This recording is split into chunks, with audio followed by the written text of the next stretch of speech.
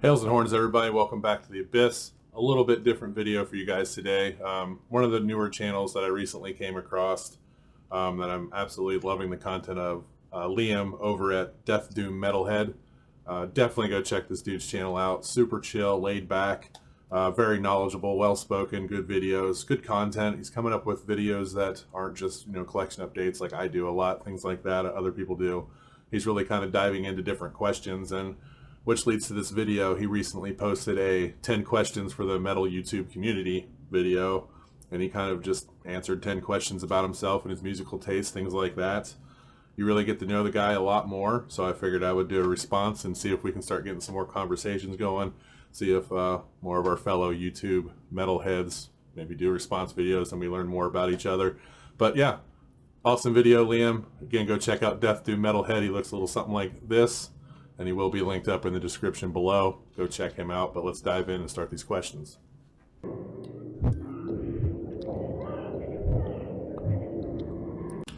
All right, so let's kick it off. Number one, first question, why did you start a YouTube channel? That one for me is pretty easy to answer. It's not for money, anything like that. I mean, I'm a very small channel, monetization, not anything I really care about.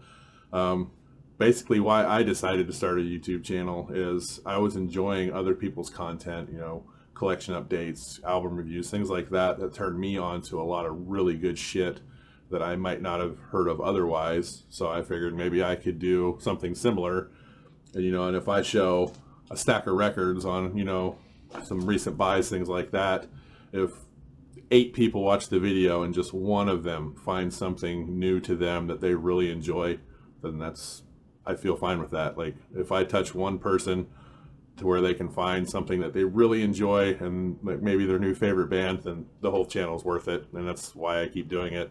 That one random comment every 2 or 3 videos like, dude, I've never heard of these guys, thank you so much. That feeling I get when I do that, that's why I have a YouTube channel. That's why I started it. That's why I continue to do so.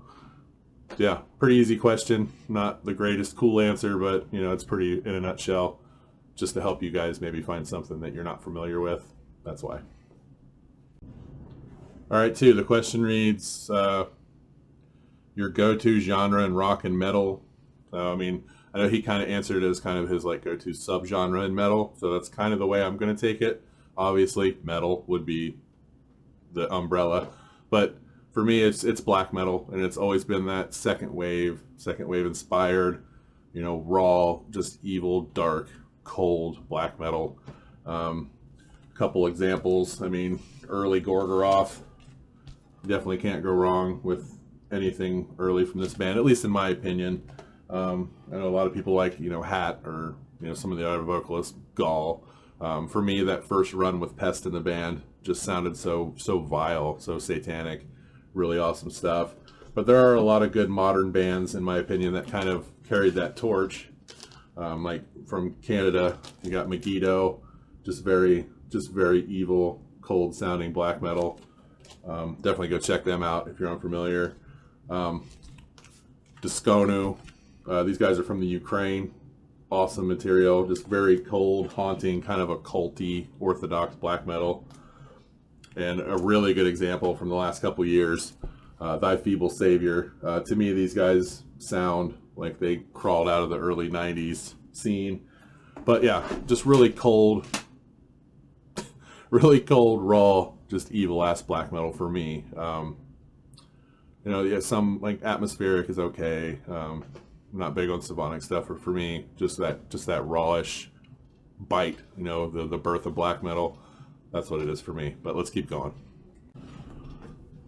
All right, moving on to number 3. One genre of music you cannot get your head around or understand.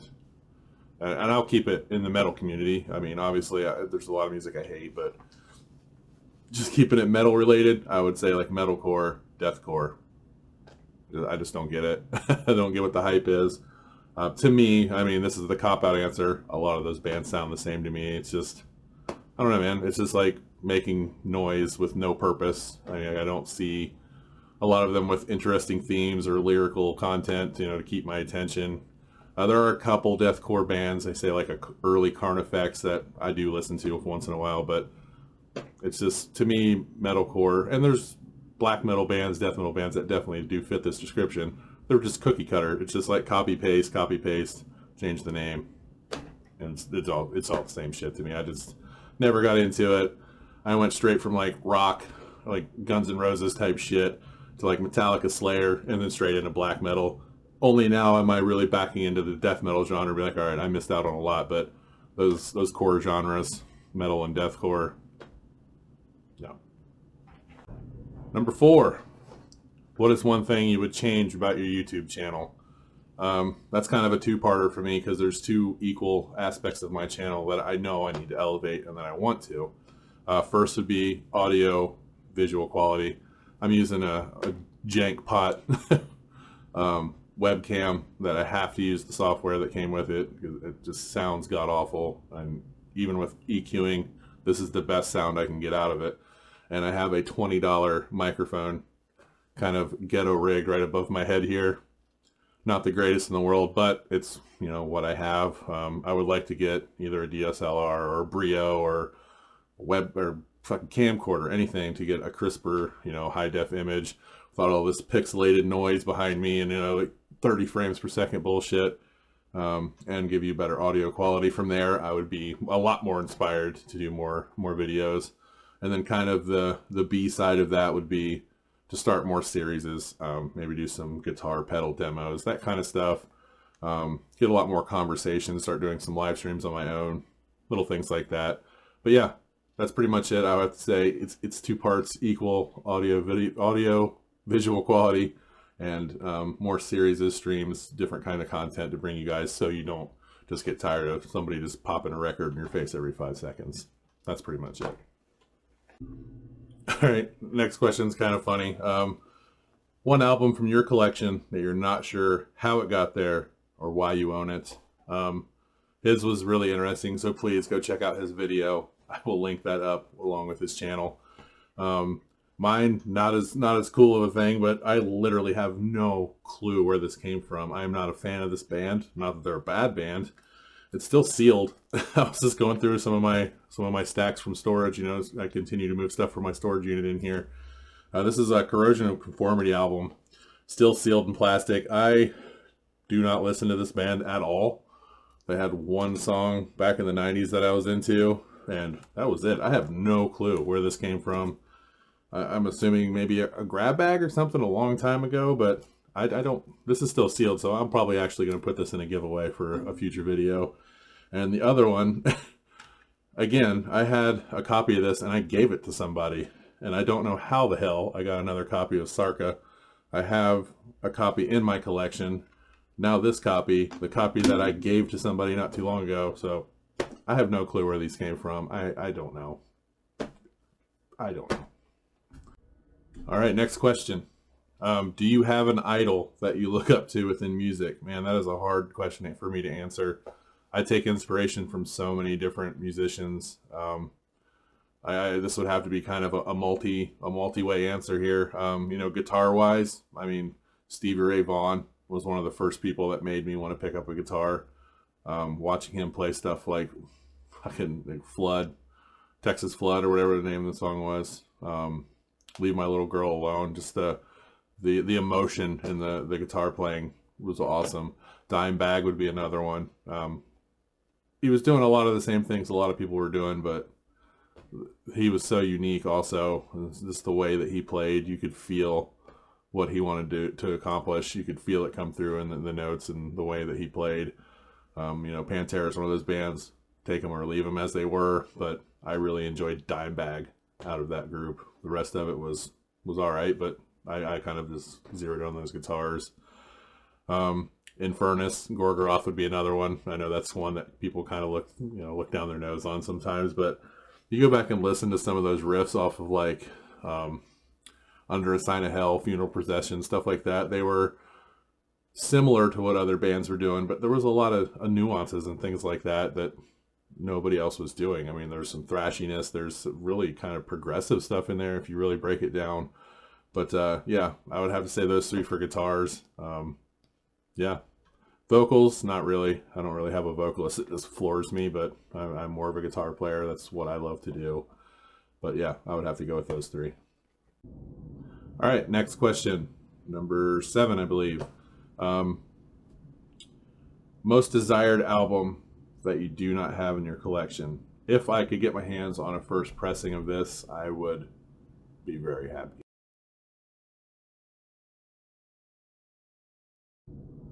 Number 8. Sorry, number 7 was... I'm in a weird mood today. Soulside Journey, original pressing. If I could find that on vinyl, I would probably need a change of shorts. Number 8, a band you wish you could have seen live when they were, in your opinion, at their best. Liam's answer to this was awesome. Going with Morbid Angel. I Am Orbital, that stuff, I 100% agree with his answer on that. That was really cool to see somebody else with that same opinion, and why he went with Morbid Angel. So definitely, again, check his video out so you can hear that for yourself. For me, I would like to go back and say, I wish I could have seen early Gorgoroth. You know, maybe in that Antichrist going into Under a Sign of Hell era, with Pest on vocals. I think they were super strong at that point. A lot of people don't like anything after, you know, Pentagram, things like that, but that's fine. But for me, that's the era that I enjoy the most. I would have loved to be able to see that band in that era. You know, they were all in shape. They all sounded amazing. They were all still into it. Yeah, so for me, it would probably be that Under a Sign of Hell, Antichrist era of Gorgoroth. Next question. An album from your collection that you think has the worst album art. I have a clear winner on that one, but unfortunately that album is still in my storage unit, and it's one of the Abruptums, and it looks like a toddler drew it. Like it's a hand-drawn picture of somebody, and like their hands were all... But I don't have that one here anyway. This band is Primo Ganorum, something like that. It's Damned Hearts of the Abyss of Madness. And I can see where they were trying to go with this, kind of giving it that old, you know, old tome look to it. But it looks like somebody tried to start drawing it, and they left it on the table, and their toddler came by with some red watercolor paint and just kind of really screwed it up. Yeah, I mean, I get it, but to me that is just so cheesy and just ridiculous. I mean, like I said, I see what they were trying to do with it, but to me it's just a watercolor mess. I'm sure, you know, like I said, the Abruptum would have killed this one, but just looking at the vinyls that I have here, I had to go with this one. It's just so bad. Like, it's hard to look at. Great album, but that's hard to look at, man. All right, last question, number 10. Here we go, and then we'll let you get back to your business. An album from your collection that is very personal to you, that you have happy memories of. And I have a couple sitting here, and one I've already shown today. I kind of briefly talked about it in the preferred subgenre. I'm not going to get into a lot of why, but it's And Darkness Fell by Thy Feeble Savior. This is off Hell's Headbangers a couple years ago. God, I'm really sorry if this is like popping loud. The mic is literally right here, and I'm just... But to me, this is, like I said, this album to me is the embodiment of what black metal used to be, and I was so happy to see a modern band kind of, well, actually they've been around forever, but they don't have a whole lot of stuff out, I don't believe. To see a modern band just harness the essence of that old satanic black metal, done right, very raw, very kind of gruesome, cold, no shits given black metal. These guys are awesome. They are from the States, I do believe, if I remember correctly. All I'll get into the details, I'll get into it in a future video. I know Justin had a really good video on, you know, metalheads and thoughts and all that stuff. So maybe in the future. But we'll just say I was in a very dark place in my life when this record was released. I won't get into too much why, you know, things from the military, things like that, that I had a hard time getting past. And I was at the point where I didn't care about really anything anymore. But listening to an album like this, I'm not going to come up and say, hey, this could have saved my life. But this record definitely renewed my faith in, you know, music and black metal. Made me remember why I started getting into it, why I wanted to make my own. And really, this album, I spin it all the time. It means a lot to me because this helped pull me out of a really dark place, and that can be really cheesy and hard to understand to some people, but there are people out there that absolutely know what I'm talking about, and you know, sometimes a record can do that for you. But yeah, and ever since, every time I spin this, you know, it's crazy, dark, fast, aggressive, satanic black metal, very raw, but every time I spin this, I kind of catch myself smiling and bobbing my head. So I definitely had to throw that in there. The other one, take it or leave it for what it is. A lot of people didn't like this record. Damned in Black from Immortal. Me and my buddy from the Marine Corps used to absolutely destroy this record in the Jeep, or the CD version, in our Jeep Cherokee back in the day, ripping through the desert in 29 Palms, California, just screaming and headbanging to this record. And those are some of my favorite memories, I know, of that time period of my life when I was in the military. You know, we'd be on our way to the next town over to go to the record shop, and we would just be obnoxiously screaming the words to this album at red lights, things like that. Little old lady sitting next to us, fucking outlaw bikers. We didn't care who it was. We were just screaming "Damned in Black" in their faces, and fucking cars vibrating all to hell. I still laugh every time I hear some of these riffs because of that. Other than that, I think it's a phenomenal record. But yeah, guys, that's pretty much it. Some of these were kind of ramble questions that didn't make sense. The Soulside Journey, yeah, sorry about that. But yeah, thank you so much, Liam, for posting yours. Hopefully you found something in this one that either you didn't know, or at least you know something a little bit about me. And I encourage everybody to hop on this and, you know, do your own responses. Definitely go check out Liam, Death Doom MetalHead. Also today I'm going to start doing in most of my videos, kind of a recommendation of the day. And today I'm going to recommend to you Hades Archer, Temple of the Impure. Amazing satanic ass raw black metal out of Chile. Definitely go check these guys out. This was, I believe, yep, Hell's Headbangers. Go figure. Huge surprise. I mean, this came with like a full-on like book. Really cool stuff. There's like cool like evil ass tarots and shit in there. But yeah, if you like raw old school, just crazy black metal, go check out Hades Archer. I think they still have some of these available. They might even have cassettes. All their material is fantastic, but this album alone, I kind of had this in a very high regard. This is probably in my top 20 black metal records. So yeah, album recommendation in. Something new I'm going to start doing every once in a while, you know. But yeah, go check out Liam. Awesome channel. We'll see you soon.